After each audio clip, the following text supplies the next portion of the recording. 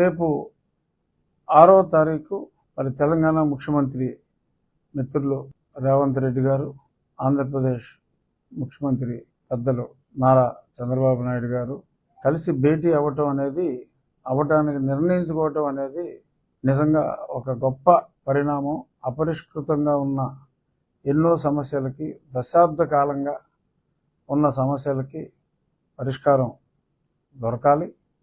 మరి గతంలో ఒకసారి అప్పటి ముఖ్యమంత్రి జగన్మోహన్ రెడ్డి గారు, చంద్రశేఖరరావు గారు, సరే ప్రస్తుతానికి ఇద్దరూ లేరు, వాళ్ళిద్దరూ ముచ్చటించుకున్నప్పుడు మరి చాలా దానాలు చేసి వచ్చాడు ఈయన. సెక్రటేరియట్లో వాటాలు ఇవన్నీ కూడా ఏదో పప్పు బేళ్ళలాగా పంచి వచ్చేసాడు అప్పటి ముఖ్యమంత్రి. ఎన్నో వేల కోట్లు మనకి బకాయిలు ఉన్నాయని, అలాగే లేదు అందరూ బకాయి ఉందని కూడా అప్పట్లో మరి తెలంగాణ వాళ్ళు కూడా కొంతమంది వాదించడం జరిగింది. నాకు తెలిసి మరి ఏపీఐఏసీ కావచ్చు, అలా ఎన్నో కార్పొరేషన్ల ప్రాపర్టీసు 58-42 రేషియోలో, అంటే 58% మనకు రావాలి. ఆ అసెట్ల వాల్యుయేషనే చాలా ఉంటుంది. అవన్నీ కూడా సరిగ్గా మదింపు చేసి మరి రేవంత్ రెడ్డి గారు కూడా ఏ సమస్యకైనా తక్షణ పరిష్కారం కూడా చూసే ఒక డైనమిక్ లీడర్ కాబట్టి, అలాగే మరి ఆయనకి ఒకప్పుడు రాజకీయ గురువు, ఇప్పుడు ఇద్దరు కూడా ఈక్వలెంట్ పొజిషన్లో ఉన్నారు. తెలంగాణకు ఒక ఆయన, ఆంధ్రాకు ఒక ఆయన. ఇప్పుడు మరి ఆ ఆస్తుల పంపకం, అలాగే ఆంధ్రాభవన్లో మరి వాళ్ళు చేయక వీళ్ళు చేయక ఢిల్లీలో ఆంధ్రాభవన్ కూడా కొంచెం పరిస్థితి మరి గతి లేకపోతే ఆంధ్రాభవన్కి వెళ్ళాలి, అదర్వైజ్ వేరే బయట ఉండాలి అనే పరిస్థితి ఉంది ప్రస్తుతం. మరి అవన్నిటికీ కూడా మరి త్వరితగతిన మరి పరిష్కారం చేసేసుకుని మన రాష్ట్రానికి రావాల్సిన నిధులు వస్తే మరి ప్రస్తుతం మనం ఉన్న పరిస్థితుల్లో వేడినీళ్ళకు చన్నీళ్ళుగా ఎంతో ఉపయోగం ఉంటుంది.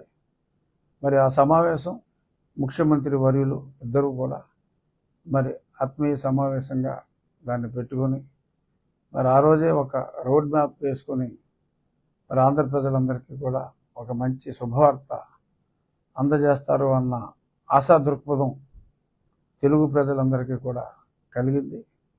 మరి వారి సమావేశం విజయవంతం కావాలి అని చెప్పి నేను మనస్ఫూర్తిగా కోరుకుంటున్నా. అలాగే రేపు 4-5 తారీఖుల్లో మరి కేంద్రంతో మనకున్న సమస్యల పరిష్కారం, పోలవరం మరి ఖచ్చితంగా R&R ప్యాకేజీకే సుమారు ఒక 33,000 కోట్ల అవసరం. ఇంకా కొంత డిస్ట్రక్షన్ అయింది. కోర్స్ నిన్న ఆ విదేశీ పరిశీలకులు వచ్చి ఇబ్బంది లేదు, మనం దీన్ని రెక్టిఫై చేసుకోవచ్చు, ఎక్కువ ఇబ్బంది లేకుండా అని చెప్పి మాట్లాడటం చాలా ఆనందకరమైన అంశం. ఈరోజు నేను ఈనాడు పేపర్లో చూడటం జరిగింది. మరి అంత విధ్వంసం, ఊహించినంత విధ్వంసం లేకపోతే చాలా ఆనందకరమైన పరిణామం. మరి అక్కడ పోలవరానికి రేపు చంద్రబాబు నాయుడు గారి యాత్రలో మరి ధన సహాయం, ఎందుకంటే అది మన యాక్ట్లో ఉంది, ఏపీ స్టేట్ రీఆర్గనైజేషన్ యాక్ట్లో రీహాబిలిటేషన్ కూడా వాళ్ళు ఇవ్వాలని స్పష్టంగా ఉంది. కాబట్టి మరి ఖచ్చితంగా చంద్రబాబు నాయుడు గారు ఆ అమౌంట్ని తీసుకురాగలుగుతారు, అందులో ఎటువంటి సందేహం లేదు. ఒక్క పోలవరం అభివృద్ధి, అలాగే అమరావతి కంప్లీషన్ మనం చేయగలిగితే రాష్ట్రం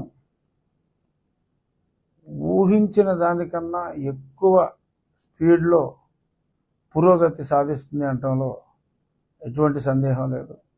ఎంతోమంది ఎన్ఆర్ఐలు కూడా చాలామంది మళ్ళీ మంచి పరిపాలన వచ్చింది, మేమందరం ఇక్కడికి వచ్చి మంచి మంచి పరిశ్రమలు స్థాపించాలి అనే ఉత్సాహం కూడా ఉంది.